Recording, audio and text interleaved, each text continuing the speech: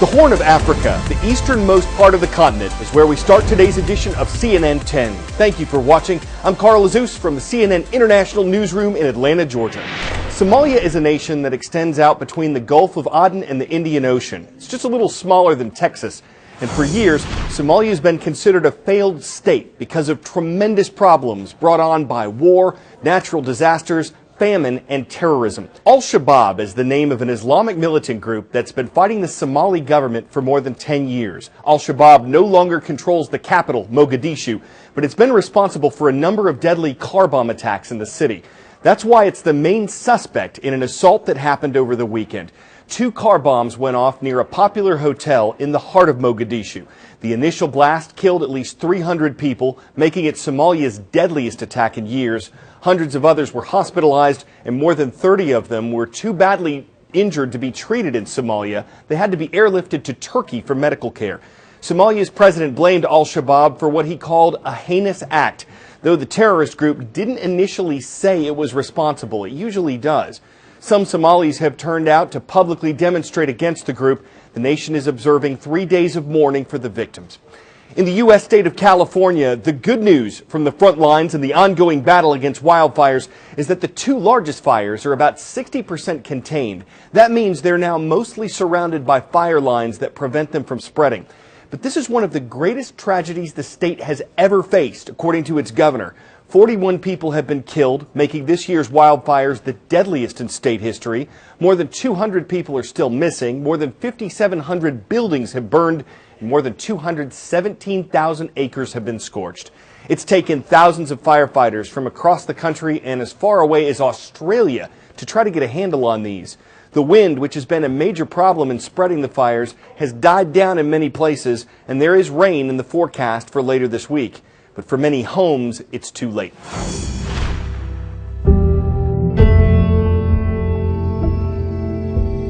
All your life savings and work for all the years is gone.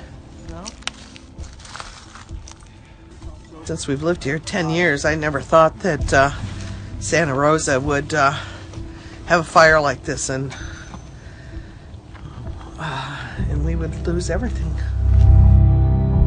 You know how many of you came to my house and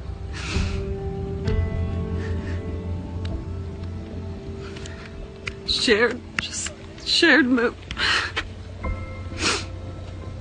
our beautiful view and our beautiful sky. But this is it.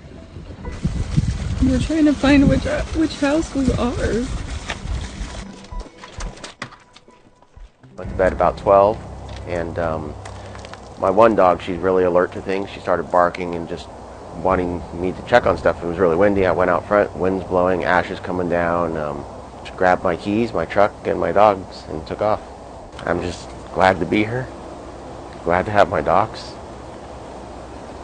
You know, you can replace the stuff, but life's most important, so.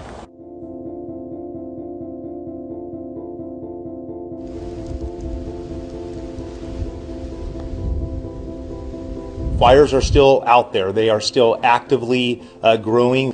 Resources still continue to be limited. We have folks on the fire line starting their 3rd shift right now that have not been relieved because there's folks not available to come in with so many fires in the area.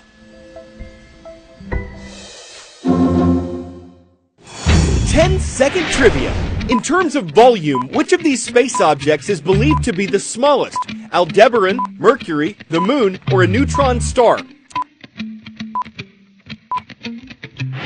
Though their mass is incredibly dense, neutron stars are estimated to measure only around 12 miles in diameter. Scientists worldwide are excited over a recent discovery that was just announced on Monday. It took place in a galaxy not far, far away. It's illustrated in this animation. Researchers say it involved 2 neutron stars, relatively small stars, with diameters that might be the size of a city, but they're believed to be incredibly dense with masses that are bigger than that of our sun. What astronomers saw was a bright blue burst, believed to be when the 2 stars collided, that faded to a deep red color. And though the observation was made on August 17th, researchers say the collision actually happened 130 million years ago, and that it took that long for the event's light and gravitational waves to reach Earth. So why all the excitement? Well, this isn't seen often. Collisions like this are calculated to occur less than 100 times every million years. So scientists say it's the discovery of a lifetime and that it's created new theories and mysteries about the universe. From dead stars to dead money. According to the U.S. Federal Reserve, about $1.53 trillion worth of U.S. bills are in circulation right now. But regardless of when exactly they were printed, these bills at some point have to come out of circulation, and some of them are used to enrich the soil. That's today's great big story. Money. It's everywhere. But what happens when your bills get old and need to be replaced by new ones? That means old cash needs to be destroyed. A lot of cash. This is not, however, the story of money growing on trees, but of trees growing out of money. Well, more like vegetables. We are here at the Federal Reserve Bank in New Orleans, and this is where we shred millions of dollars. My name is Dean Murtha. I'm the lead business analyst for cash services here at the New Orleans Fed. We are the nation's bank. Our job is to make sure that we have a supply of currency. Also part of that is to ensure that we remove unfit, old, dirty currency from circulation. So here, on average, we shred about $6 million in dirty money every day. This could be for any number of reasons. It could be because the note has rips in it, holes in it, tears in it. It could have tape on it. It could have graffiti written all over it. We don't want that note going back into circulation. If it has any sort of those qualities, will be shredded.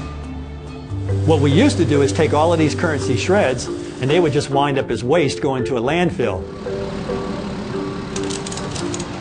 Now, through a lot of work and effort, we finally figured out a way where we can take these shreds and ultimately recycle them. So all that green leaves the Fed and heads to a compost facility, where it turns into something quite useful. What you're looking at right now is $24 million, but the soil that it creates will be priceless. My name is Jonathan Christian. We turn cash into soil. It is definitely one of our secret ingredients. It's little in content, but it's huge in what it provides. Currency that's deemed unfit, it's brought to our facility at Wood Materials. From there, we go through a simple composting process where we convert that into a healthy soil. Our compost is used primarily by urban farmers in the greater New Orleans area. One of these farmers is Simon Menache. And this is $1 million farm.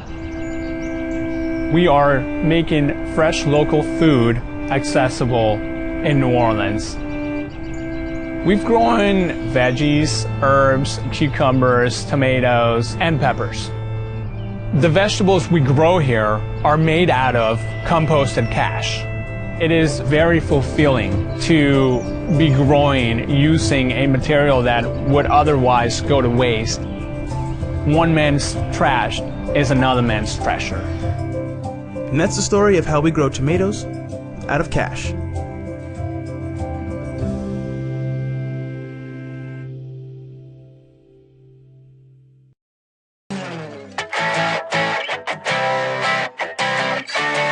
Regardless of how you may feel about fidget spinners, there's a trick that only 6 humans can do with them, because that's the number of people currently aboard the International Space Station where fidget spinners float.